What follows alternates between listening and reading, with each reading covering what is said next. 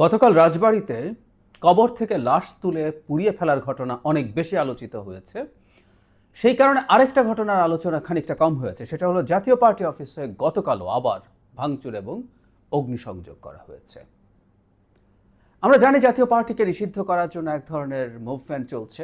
গণ অধিকার পরিষদ প্রাথমিকভাবে সেই মুভমেন্টটা শুরু করেছে এবং সেটা সমর্থন করছে অনেকেই। এনসিপি করছে, জামায়াতে ইসলামী করছে।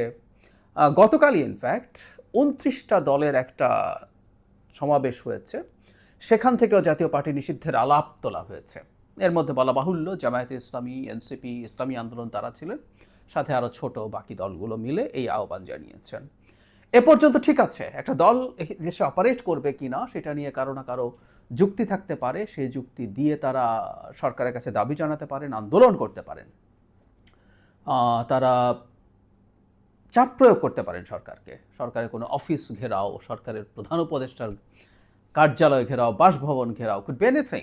আওয়ামী লীগ নিষিদ্ধ করার সময় ঘটনা ঘটেছিল এবং আমরা দেখেছি উপদেষ্টার কার্যালয়ের আশপাশে ১৪৪ ধারা থাকলেও কারো কারো জন্য সেই ধারা ভাঙার সুযোগ আছে। জনাব হাসনাত আবদুল্লাহ সেবার সুর করে চলে যেতে পেরেছিলেন।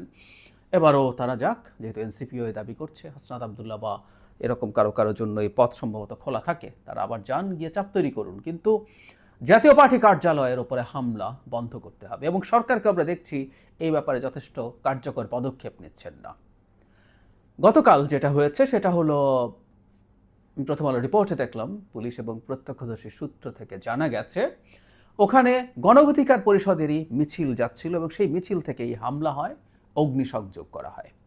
আমরা খেয়াল করবো এর আগেও জাতীয় পার্টি অফিসকে কেন্দ্র করে গণ অধিকার পরিষদের মুভমেন্ট হয়েছে এবং সেখানের পরবর্তীতে সেখানে না, নিজের অফিসের সামনে জনাব নুরুল হক নূরের উপরে বিভৎস বর্বরচিত হামলা হয়েছে, যে হামলার তীব্র প্রতিবাদ আমরা করেছি, কোনো ইফস অ্যান্ড বাটস ছাড়া। ওটা হতে পারে না। কিন্তু একই সাথে তখনও বলেছি এবং এখনও বলছি, গণ অধিকার পরিষদ বাড়াবাড়ি করছে। এটা ইয়াস, কথাটা আমরা বলবো।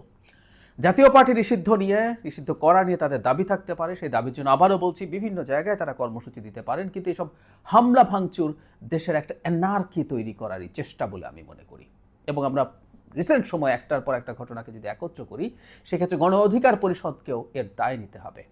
আমরা কাগজে কলমে ধরে নিলাম যে জাতীয় পার্টি নিষিদ্ধ হয়ে গেল বা আওয়ামী লীগের মতো কার্যক্রম নিষিদ্ধ হলো এবং তাকে আইসিটিতে বিচার করতে নেওয়া হবে, তারপরও কি তার কার্যালয় ভাঙা যায়? উত্তর হচ্ছে যায় না।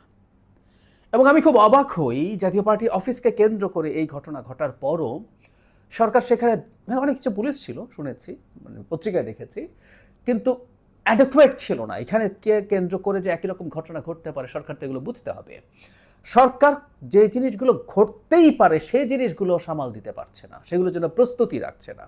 জাতীয় পার্টির যেদিন ঢাকা কার্যালয়কে কেন্দ্র করে ঝামেলা হলো, সেদিন সারা দেশে জাতীয় পার্টি কার্যালয়গুলো নিরাপত্তা বাড়ানো দরকার ছিল, কিন্তু আমরা দেখি পরদিন বহু জায়গায় জাতীয় পার্টি কার্যালয় ভাঙচুর করা হয়েছে, মূলত গণ অধিকার পরিষদের কর্মীরা সেটা করেছেন। এখানেও একই রকম পরিস্থিতি দাঁড়ালো। তাহলে সরকার আসলে করছেটা কি, এই প্রশ্ন আমরা করতে পারি। সরকারের উচিত ছিল এই দলটা যেহেতু নিষিদ্ধ হয়নি, তার যাবতীয় অধিকার নিশ্চিত করা। আর আবারও বলছি, নিষিদ্ধ হলে ওর কার্যালয় ভাঙচুর এবং সেটা আগুন লাগিয়ে দেওয়া যাবে না। আমরা গতকালের এই যে লাশ তুলে পুড়িয়ে ফেলার ঘটনার সাথে এইটাও যদি যোগ করি, বাংলাদেশকে একটা কেওটিক অবস্থার মধ্যে নিয়ে যাওয়ার পরিকল্পনা চলছে।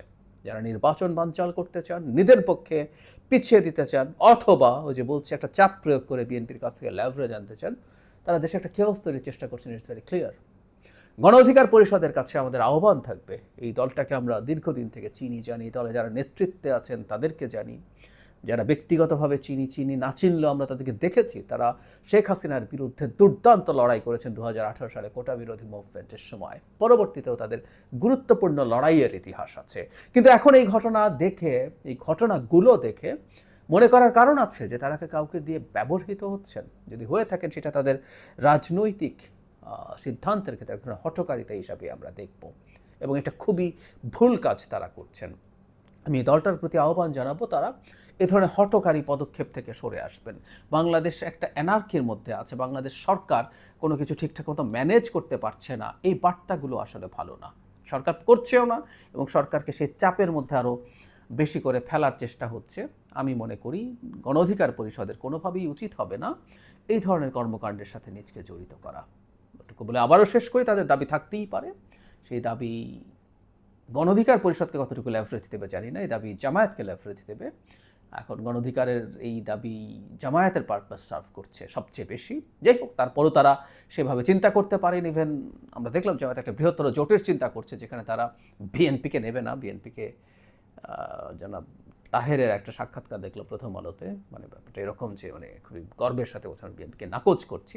তো ওর মধ্যে সম্ভবত তারা গণ অধিকার পরিষদের সাথে আলাপ করবেন, কারণ তাদের বিভিন্ন সভা সমাবেশে গণ অধিকার পরিষদকে যেতে দেখি, ফাইন, সেটা তাদের সিদ্ধান্ত হতে পারে, পলিটিক্যাল সিদ্ধান্ত, তারা যেটা ভালো মনে করেন। কিন্তু দেশের কোনো এনার্কির সাথে তাদের নাম যুক্ত করা এই দলটার জন্য ভালো হবে না, তাদের উচিত হবে না। বাংলাদেশ যদি একটা কেওসের মধ্যে ঢুকে আনস্টেবল সিচুয়েশন হয় এবং এই সরকার ঝামেলায় পড়ে, নির্বাচন ঝামেলায় পড়ে, তার দায় কোনোভাবেই গণ অধিকার পরিষদ এড়াতে পারে না। কারণ জাতীয় পার্টি নিষিদ্ধ করাকে কেন্দ্র করে যে পরিস্থিতি তৈরি হয়েছে, যে এনার্কি তৈরি হয়েছে, তার দায় মূলত গণ অধিকারকে নিতে হবে। পেছনে যদিও আমরা অনুমান করতে পারি অন্য কেউ আছে, কিন্তু সামনে যেহেতু তারা আছেন, দায় প্রধানত তাদের দিকেই যাবে।